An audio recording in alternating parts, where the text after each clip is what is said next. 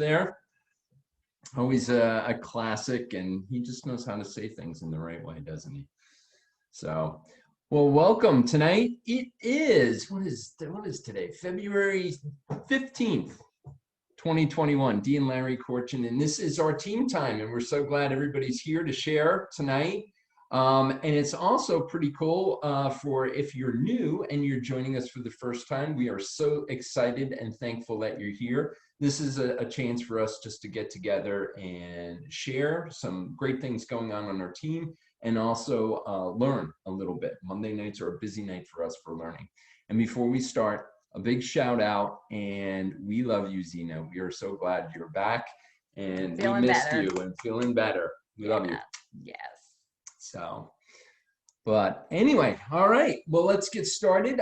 Just, do you want to take the reminders? Or you want me to? Yeah, so we're just going to go ahead and do a couple of reminders. Great to see everybody on here tonight. It's going to be an amazing call. And just want to go ahead and give you some reminders for the week, just so we don't have to rush at the end, because we do have a hard stop for Dr. A.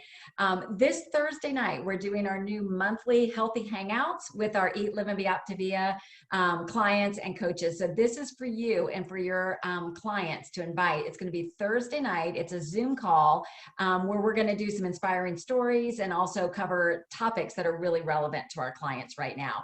So Lisa Bloom is leading this Thursday, 8 p.m. Eastern time. The Zoom link and all that is posted in our Eat, Live, and Be Optavia, also Coaches Opt for Change, some of the coaches from her team. But we're going to talk about the topic of what to do when you are stuck, or basically what to do when you're working through something difficult. So something that we could probably all benefit from, but we know our clients, especially, they start out so energetic on the program and then they run into some challenges. So excited for that. And then if you live in the Atlanta area, we are excited to do one of our first coach gatherings that we haven't done in a long time. So if you are around, Larry and I are opening up our backyard for a fireside chat. So that information is in our Facebook group. If you are in the Atlanta area, we would love to see you.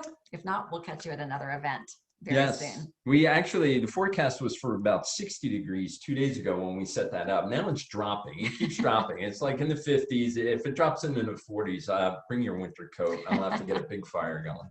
So anyway, we'll see what happens. All right.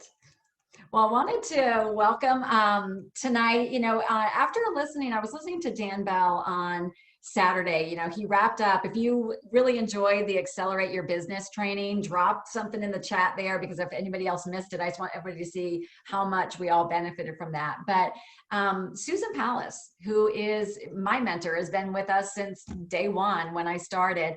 She just kept coming to mind.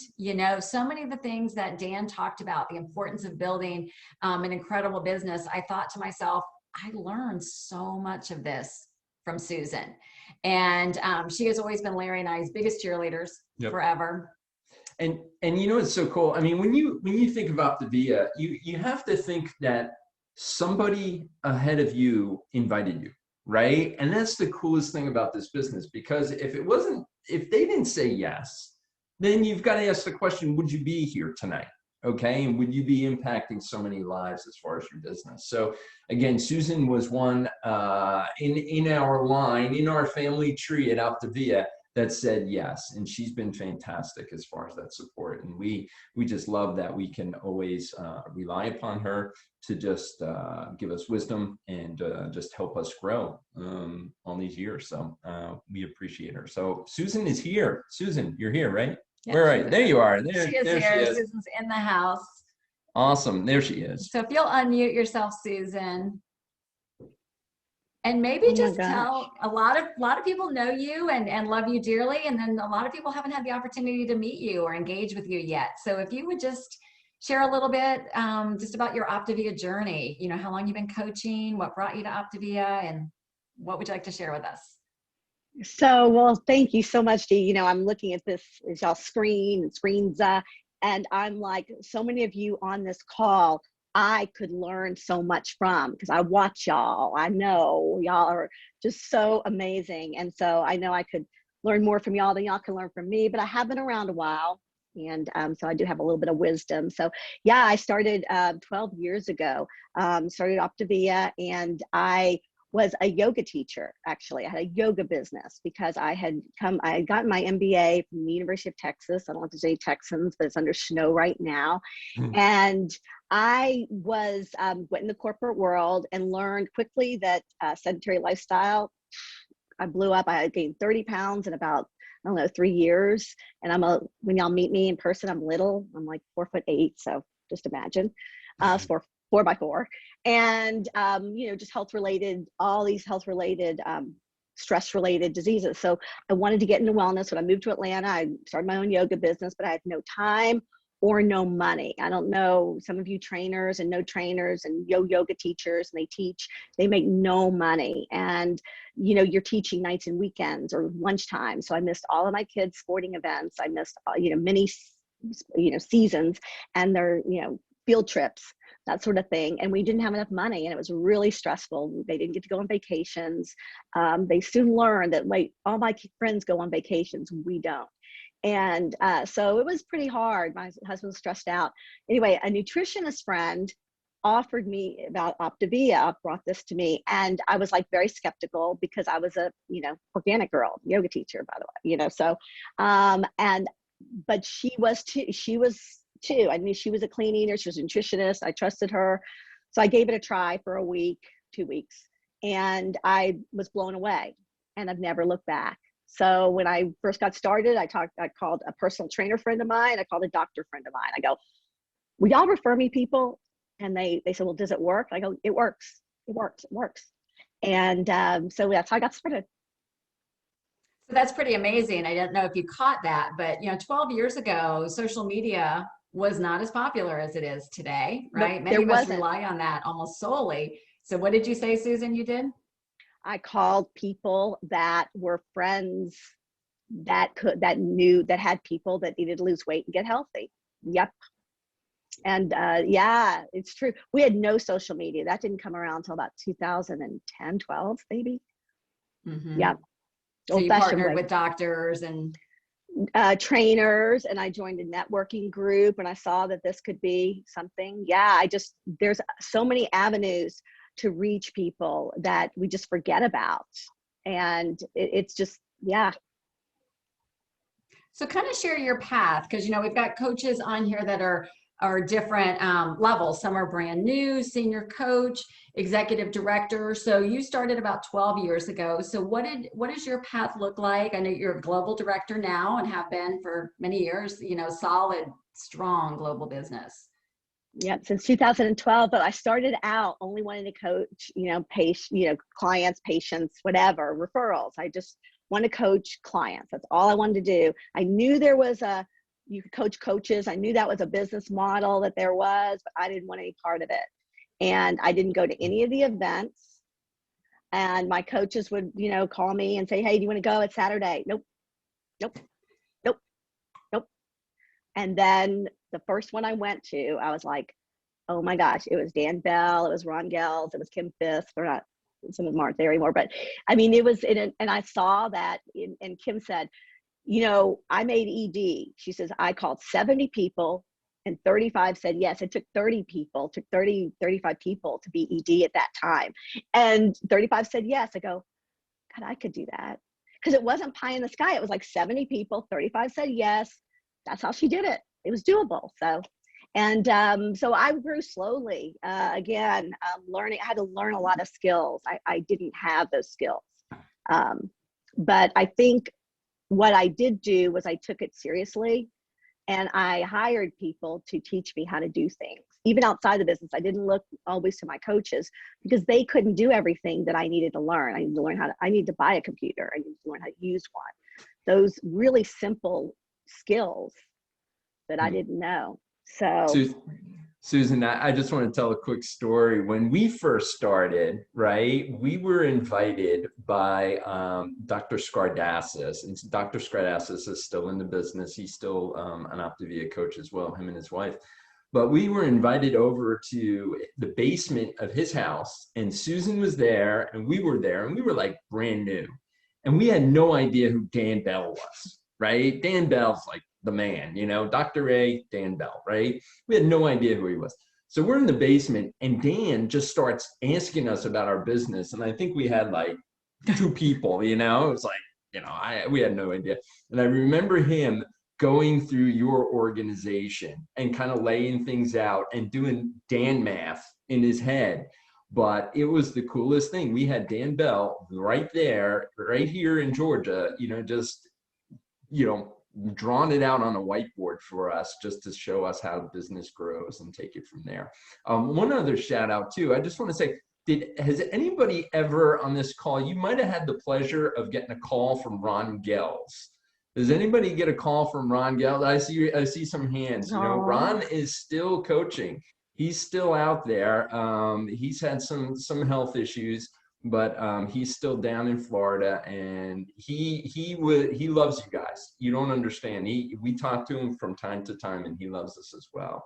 So anyway, so Susan, jumping back in, what's been the biggest thing? I mean, you've been 12 years. What's been the biggest thing as far as your longevity, and again, how you've just the growth and the staying power as far as the coach and building the business you've grown? So learning those little things from Dan Bell, so thank you. Yes. So one thing about in the basement, the thing that I remember was Dan Bell said when he was looking at, he goes, what does she want? What does she want? What does he want? That's how he starts. That's all he cares. What do they want? And that was a big thing for me. It's always, what do you want? And if you don't know what somebody wants, I don't know. I know what I want them for them. So that was big. That was a big lesson. So the biggest thing for me was, one, being a CEO, being an entrepreneur. I would watch other people in businesses, my friends that were doctors, lawyers, business owners, therapists, marketing people. And I remember they had to spend a lot of money on overhead, and I didn't have to, but I would watch, they all needed clients. So and then the other thing that I did, so I learned that, and I would do things that other people wouldn't do. Like if, so for example, I had a coach who had a coach underneath her and then a client, and she needed some help coaching, and my coach wouldn't coach 2 underneath because why would I do that? I don't get paid. And I always knew, wait, that's my business. I'm going to do things, that's my business. I don't know if I'll ever get paid for them or not, but it's my business. And I really took that seriously. And I think that was a big success. The other thing is, man, any entrepreneur, I don't care if you're in this business or never, it's like I learned how to put blinders on. I learned how to not look right, not look left. And how I learned that, my son was born with a congenital heart defect. He's great now. He's in, University of Georgia. He's great.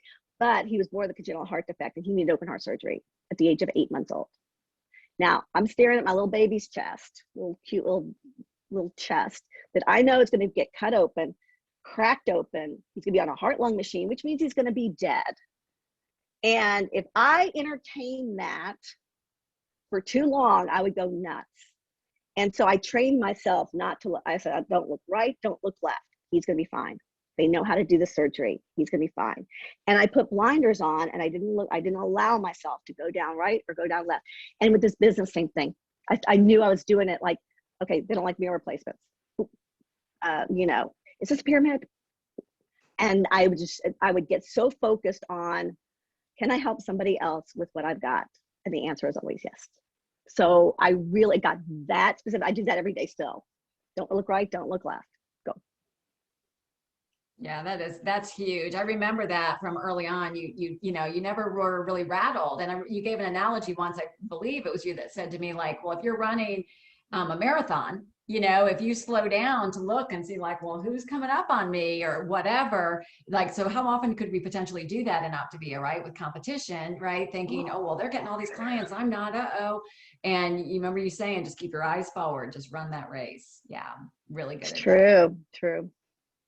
So you don't, I think the whole nature of entrepreneurship is it's a roller coaster, right? We have periods of time, seasons that are great. And then we have like dry desert. Sometimes we have disappointments. And with a business of 12 years, the longest one on this call, you probably have had more than any of us. So how do you pick up, like, because somebody on this call is probably going through a tough time right now. So how do you keep going? Because it's not always easy. We have this great opportunity to transform people's lives. And I recognize that right away. And in other words, when someone takes a journey with us, they take their health journey. Okay, they're scared. They don't know if this is going to work or not. They, can't believe they're spending money. They feel stupid. And so I know that I've got their hand. They're jumping off the Grand Canyon. And when a week later, 4 days later, I don't deliver it. The program delivers what we promise. It builds so much trust. And we forget that that's what we have to offer somebody. I mean, people get results every single time. And the same thing with the business. The business is a little bit harder because we get in our head. So I would say for me, it's managing disappointment. I mean, just not going there. And how quickly can I get up? And I say, well, what can I learn from this? There's a great book. It's a little thin book called Francis, The Game of Life and How to Play It. And it's by Francis Scoble-Shin. And there's a saying in there, the good will come of this. The good will come of this. So when everything bad happens, I go, the good will come of this. The good will come of this. Now that we're further along, we've got so much personal growth stuff, and up to be now, it's like, okay, what am I learning from this? What am I learning from this? Is this a pattern? What can I learn from this? What can I learn from this? That's a great perspective. Instead of why is that happening to me? Why is this happening to me? But what is this teaching me, or what can I learn? Yeah, totally. I just want to say, I mean, that is something that you've poured into us. I mean, again, a lot of growth occurs through reading, right? And investing in yourself from that standpoint. I know several of you guys have heard us reference the book, Chase the Lion. I've been through it 3 times. I teach it to my men's group right now. And Susan had given us that book. And it's crazy, but again, it's the gift that keeps on giving from that perspective, because again, Susan read it, she shared it, it had impact in her life, and it's continuing to impact others in their lives. So it's that ripple effect that just keeps going, and we're thankful for that. So yeah, I would say 2 things that Susan has taught. I mean, one thing and I think that we have really tried to pass on, because if anything I know, it's because I've learned it from somebody else in this business. But Susan taught about the importance of attending events, attending every meeting. I've never missed anything because of that. And Susan's always right there by my side, and she'll have a notebook, and she's just, she's a constant learner. And then also about investing in personal development. And I will tell you, there were a few times she suggested it to me that I strong-armed her. And it was like, well, I don't want to do that, or I don't want to spend that money, or whatever. And when I finally said yes, it was the best decision ever. So she was patient with me, but I would say personal development and being a constant learner are key. So much. And it's not easy, because you got to look at yourself. I mean, so I go, like, when I hear my rant going, because you can complain about the company right now. Don't get me started. But anyway, whenever I get that rant going, or about a coach or about a client, there's 3 fingers pointing back at me. And my husband, he'll get on me. He'll go, why are you getting mad at them? That's what why are you getting mad at them? And we do that. We get that things don't go our way. We get mad, and I have to look at 3 fingers pointing back at me. And so one of the things I do is, if whatever I'm complaining about, I look, usually my complaints get louder when I'm not doing my work. I'm either not doing something. So this is personal, but I have the rant. My daughter, always left socks around. I hated those socks. Always left socks. And then, but I'd get really mad about the socks. And then I'd go, well, look at your desk. So I could yell at her about the socks only after I went and cleaned up a little bit of my desk. So that's So I can rant as long as I do what I'm ranting about to somebody else. Yeah, Susan, that's a great point. I mean, and to Andy, I know Andy, he's a super great guy. But to his point, if we think about just us on the call tonight, if we think of the fact that 70% of the US is struggling with their weight, and they have weight issues, and we look at it and we look at who's on the call, we are a minority. We're a minority of people trying to get the world healthy. It's going to be hard, right? We're going against the tide. It's going to be hard at times, but that's where, as a team together, we can accomplish so much more. So thank you for sharing that. Thank Andy for us too, Susan. So. Actually, he's the one who gave me the long-term, goal. He goes, I remember I was complaining about something, and he would say, he goes, you won't even, pretty soon, you won't even, if this business works the way you think it or is supposed to work, you won't even know people that come into your business. You won't even know coaches. And I remember, man, the first person, I don't know you. And guys, I don't know a lot of you on this call. Y'all are, it's just so fun. But I see all the back office, so it's great. Yeah. Susan, I remember Susan would never take any self-wallowing or pity. And sometimes in our mentor calls, if I was kind of dry, right? Like not many new clients or whatever. And I'd be, going down the rabbit hole of, being the victim. And she'd be well, how many people did you call today? What were their names? Who'd you call? She would just always put it right back and oh, you're right. I'm not doing what I'm supposed to be doing. And, no surprise there. The obstacle's the way. Susan, the obstacle's totally way. Would you be a little vulnerable with us? Because, I think we can all look and go, well, that's great. She's got a global business. She's been doing this 12 years. Life is grand. But we all carry a story with us, or, whatever. What do you still struggle with? Or what are you really proud of that you've begun to work through that you think makes a difference? Okay, so what I struggle with still is leadership. I am real comfortable in the passenger seat, but I'm also kind of bossy too. And so it's really hard to step out in front of people and take charge. So a lot of times I didn't.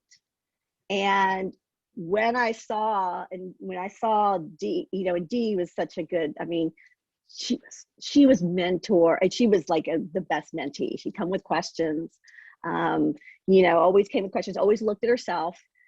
But when I saw how communicative she was to her team, I go, oh my gosh, you poor thing, because I'm more seat of the pants. And she had to grow her business to a global level with an arm tied behind her back, because it wasn't the way she would do it. And so y'all are really lucky to have the way she does it.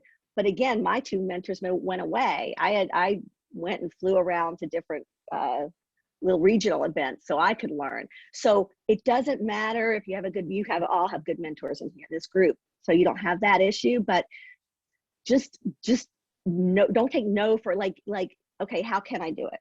Okay, how can I do it? I'm not, do we have time? Okay, I'm gonna talk real fast. This is really vulnerable, but because we have okay. So I was asked to lead the call, the Habits of Health call, in November. And I was nervous. I go, okay, first of all, what comes up to my mind is, okay, there's other people that are better speakers than me. There's other people with bigger businesses than me. Why am I leading it? And so, but I was excited, but I was so nervous.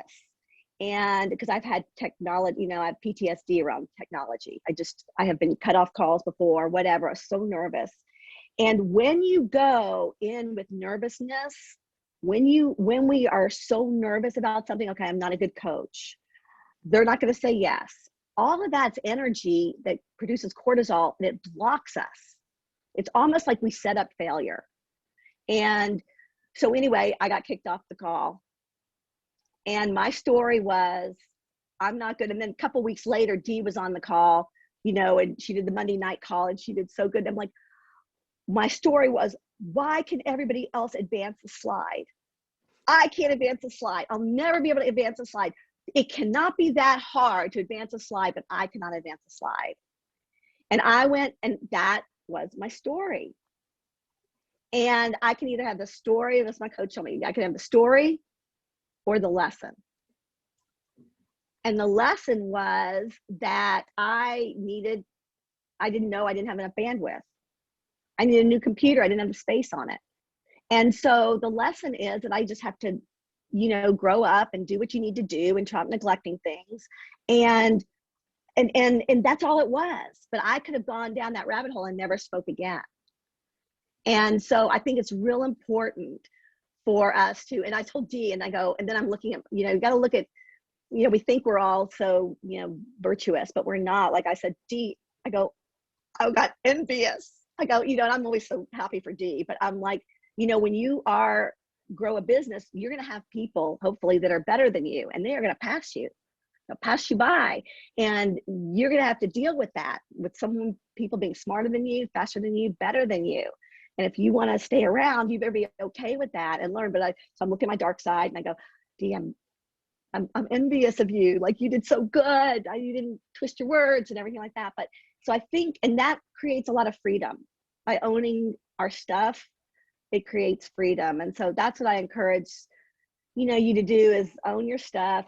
I still feel like I'm selfish sometimes. I don't do what my team needs. I do what I want to do. You know, I don't like contests, so my team doesn't get contests. Well, is that being selfish? What does my team need? And so I can be like that still as a leader. And so anyway, I just encourage, just don't take your foot off the gas. You can go slow, you can putt, but just don't take your foot off the gas. Just keep going. It's really a fun ride. And well, and I was just going to say, and I want you to wrap it up. And it's such a great reminder, like, you don't have to be perfect to be a great leader. You know what I mean? Like, I think you step into your strengths. We didn't even really talk about all the strengths that you bring to this, Susan, but that's what attracts, and that's what has brought you to where you are. And we just continue to, you know, embrace the other. Susan, Yeah. thank you. Guys, show Susan some love in the chat there. And again, we are just so grateful that, again, Susan, you can pour into us. And again, what you guys have, again, is from Susan. So that's really where it comes from. So we just so grateful for you. Guys, and we're grateful for each and every one of you on the call tonight. So glad you're here tonight. And we're going right over to Dr. A's and the rest of our calls this evening. So glad you guys are here. And we love you. And we will see you on the next call. Take care. All right. Thanks Thanks, everyone. guys. Thank you, Susan. Bye. Thank you.